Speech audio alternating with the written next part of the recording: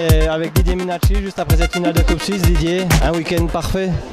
Ben, disons surtout une partie parfaite, on a mis beaucoup d'intensité et puis surtout je pense depuis le championnat d'Europe et puis peut-être 1 ou 2 matchs avant le championnat, les lignes ont été vraiment établies et puis ça bouge plus beaucoup dans le groupe et puis là ça a vraiment changé vraiment la donnée de l'équipe.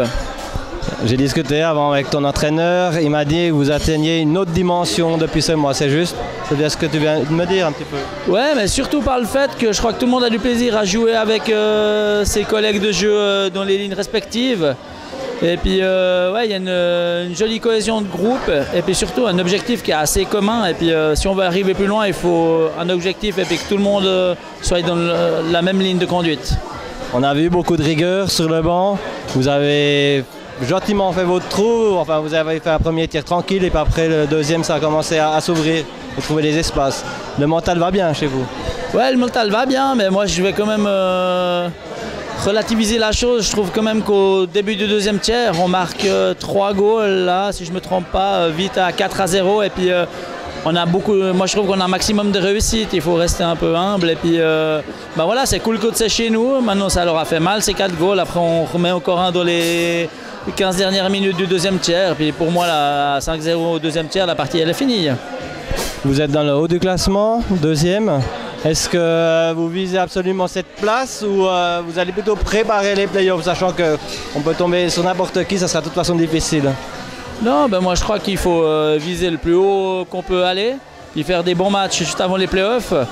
Et puis là, ben, on est bien parti, je crois que tout le monde vient à l'entraînement, il y a du rythme et puis on fait des choses intéressantes. Et puis ces matchs qui restent avant les playoffs, ils sont hyper importants, je pense, pour tout le monde, mais tout le monde le sait surtout. On va un petit peu parler de toi. Tu es quand même le joueur le plus expérimenté de l'équipe. Même de l'extérieur, on a l'impression que tu as retrouvé un peu une seconde jeunesse cette saison. Tu es beaucoup plus imposant dans l'équipe, tu marques peut-être plus que peut-être l'année passée. Ça t'embête si on dit ça? Non, ça m'embête pas. L'année passée, c'était hyper difficile à Rossemaison parce que il y a eu 5 changements d'entraîneur pendant que j'y étais. Donc ça veut dire qu'on voyage devant, derrière. J'ai joué, je pense, avec tous les joueurs de l'équipe à Rossemaison jusqu'à 2-3 matchs de la fin ou dans les playoffs. J'avais fait, j'estime, des super playoffs. Peut-être à part la finale où c'est une autre ligne, disons, qui a fait le jeu, mais c'est un peu le but aussi dans un groupe. C'est pas toujours la même ligne qui doit faire le job. Mais en effet, cette année, ben, Rigolet aussi, il m'a fait voyager pas mal au début de saison. Je jouais derrière, devant, avec plusieurs personnes.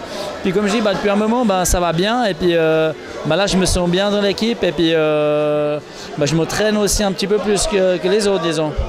D'accord. Ben, je te remercie Didier. Puis à une prochaine. Ouais, merci à toi aussi, hein, bientôt. Hein.